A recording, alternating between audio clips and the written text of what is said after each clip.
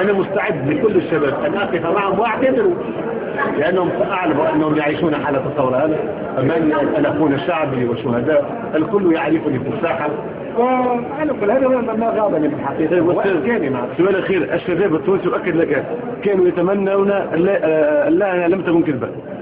يعني خلينا نقول بصراحة، لا تحملون، هي كذبة تبرير تقليد نعلمه منذ نحن صغار. الشركة قد يكون تقديري غلط، وأنا أقول أنه تقديري غلط، أعترف وأنا طيب. هل الكلام اللي قلته صحيح في الواقع؟ يعني صراحة أنا سأوصل شيء صراحة.